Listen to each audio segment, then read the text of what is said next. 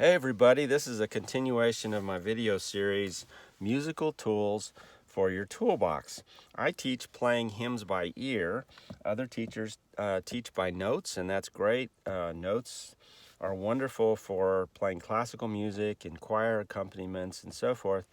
But reading notes is not very good for hymn playing because the hymn book was not written for piano. And so playing by ear for hymns is much better, which is why I teach it.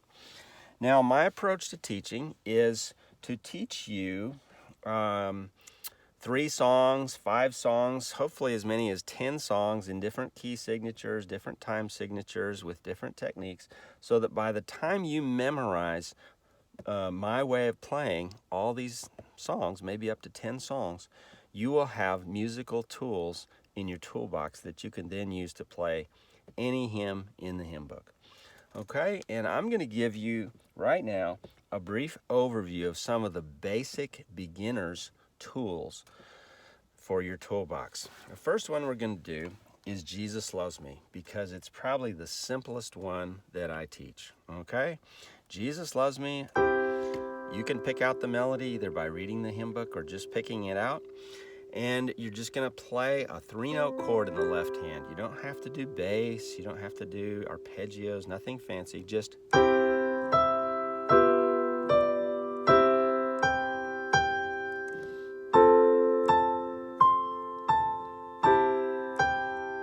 not going to play the whole thing because this is an overview video, but that's the idea, okay? That's one of the things that I teach.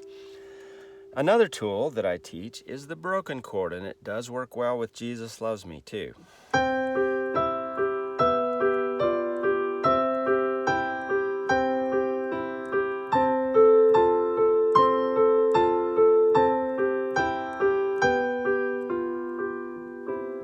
Okay, so that's 2 tools for your toolbox. Another tool that I just taught you is the key of C. We learned the C chord, the F chord, and the G7th chord. That's known as the 1 chord. F is the 4 chord. G7th is the 5 chord. It normally carries the 7th, the dominant 7th, with it, and that's another tool for your toolbox. It's important to know that most hymns contain 3 chords, the 1 chord, the 4 chord, and the 5 chord. So there's another tool for your toolbox, okay? Another tool for your toolbox is to know that Jesus Loves Me is 4/4 time. 1, 2, 3, 4. 1, 2, 3, 4. 1, 2, 3, 4. 1, 2, 3, 4. Okay? So it's the 4/4 time signature. And now we're going to switch gears into a different key. So we're going to be doing a different key signature and a different time signature. We're going to do Amazing Grace, show you the tools for your toolbox in that song. And it's the key of G. And we're going to introduce a new accompaniment style, which is the bass note with the triad. And I've got other videos that tell you to just practice this over and over again. And this is the 1 chord, which is a G, D, G, B. And then the 4 chord is a C chord. It's E, G, C. And then it has a D7th chord, which is F sharp, C, D with a D bass. Or you can do the bass down there. And that's how the accompaniment goes, okay? Now you can also do this song with the very simple version without the bass accompaniment. You can go.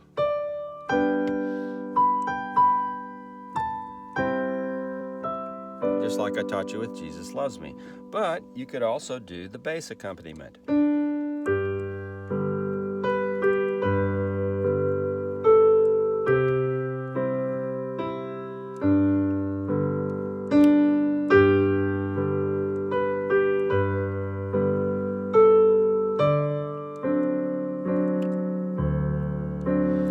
See how good that sounds? And it's so simple. So you don't have to play complex stuff to sound good, okay? So these are just other tools for your toolbox. Another thing you may have noticed is that that's a 3/4 time signature. 1, 2, 3, 1, 2, 3, 1, 2, 3, 1, 2. Okay, 3/4 time.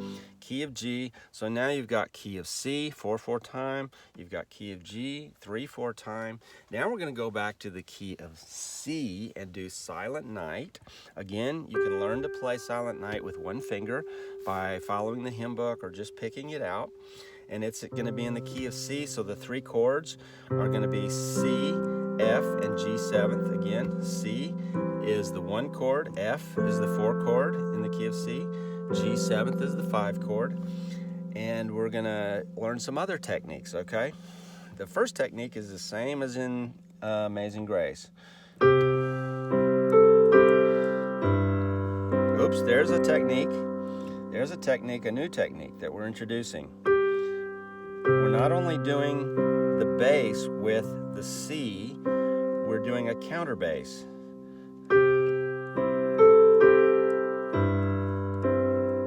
See that? Now watch this. Instead of doing the triad accompaniment, we're going to do an arpeggio accompaniment. Followed up by a triad accompaniment. Okay, the arpeggio is simply G, F, G, B, D, while the melody is played in the right hand. It's just for variety. It makes it sound good.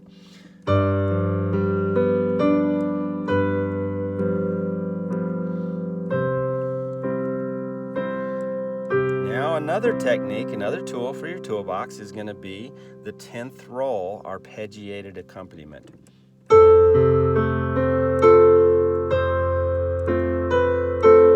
Followed up by the triad accompaniment.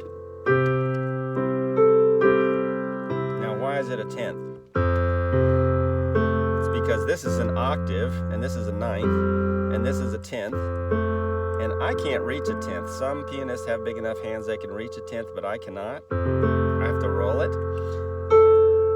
And this is a roll, this is rolled, and this is arpeggiated. That's the difference.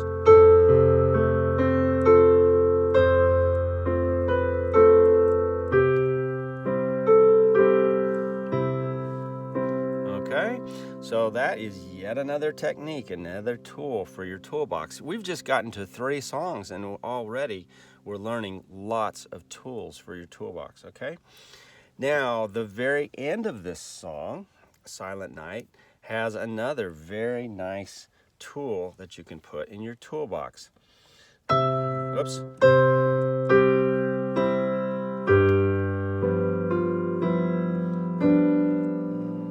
Let's try that again.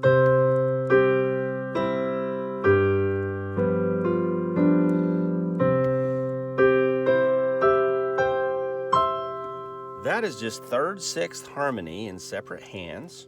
What do I mean by 3rd, 6th harmony? Here's 3rd harmony, here's 6th harmony. Here's 6th harmony. Okay, and we combine the two by taking a triad and skipping the middle note of the triad. Now we complete the chord by moving up to the next note in the triad, continuing, next note in the triad, next note in the triad, next note in the triad. With the pedal held down, it just sounds great. Speaking of the pedal, you always leave the pedal down whenever you're playing, except when you change chords. So if you're here and you're going to change chords to F, you go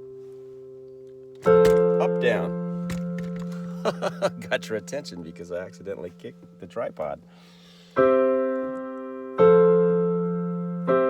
Hopefully you can see my foot moving up, down right as I'm changing the chord.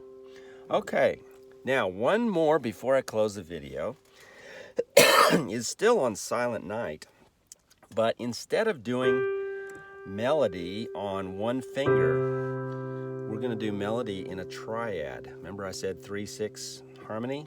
Here's 3rds harmony, and here's 6th harmony. So we can do Silent Night that way too. See how nice that sounds?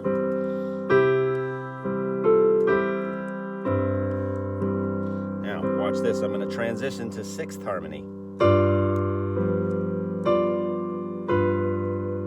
Now that's technically a fourth, but it's on the dominant seventh. We'll analyze that later. There's sixth harmony. Back to thirds.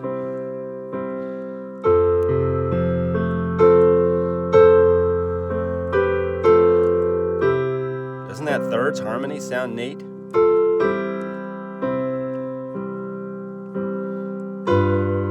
Whoops.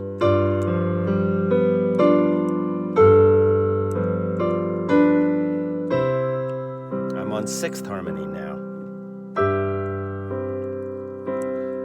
Now watch closely. I went from sixth to third, back to sixth.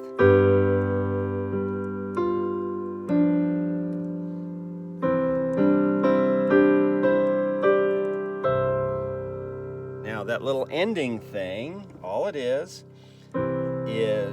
transitioning between the 1 chord and the 5 chord on 2 fingers, skipping notes in the triad.